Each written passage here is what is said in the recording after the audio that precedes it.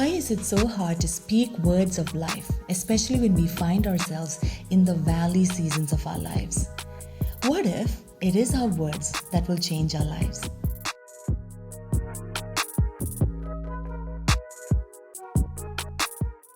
This is your host, Lino, and welcome to the DNA series on identity. We start today with Genesis 1 verses 3.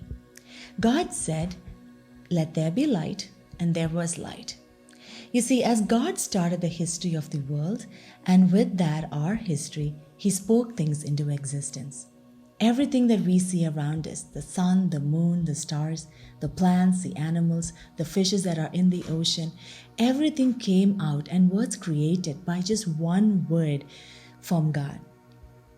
As God speaks, He creates, and He put this identity as a creator inside of us. We need to understand the truth that everything in the kingdom begins with a declaration. Nothing happens in the kingdom without a declaration. The events that were mentioned in the Bible that has come to pass, and even those events that are mentioned that are yet to come to pass, were all declared and spoken by God.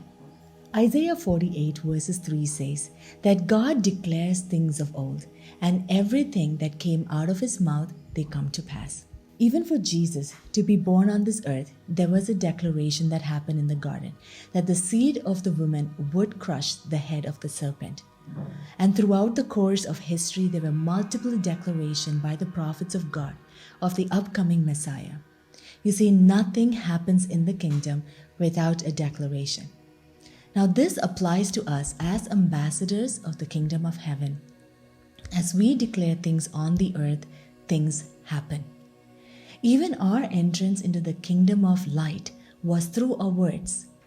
Remember, as children of God, we received the free gift of salvation by our belief in what Jesus has done and by our confession. And just that confession in what Jesus had done immediately translated us from the kingdom of darkness into the kingdom of light. Now, in this fallen world, there are innumerable words that we can choose from. Words of life, destructive words, bad words, bullying words, encouraging words. And ultimately, all our words fall into two categories: words of life and words of death. Proverbs 12 verses 14 says that we shall live from the fruit of our lips. Many a times we find ourselves living a life that is bound by the power of our own words. And in many ways, our lives are limited by what we have already spoken over ourselves.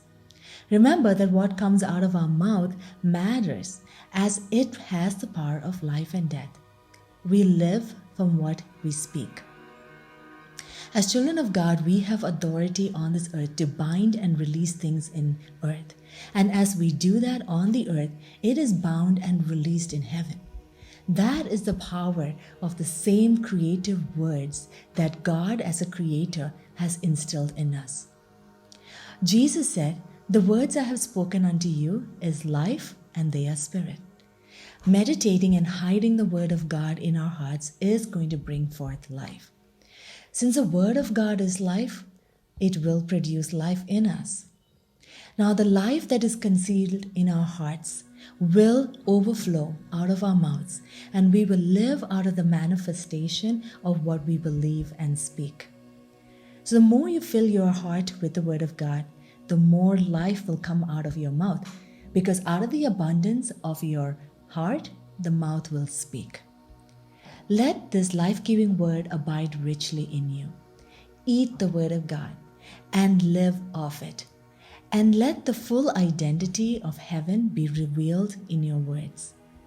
Remember that you are made in His DNA. You are designed and accepted by God.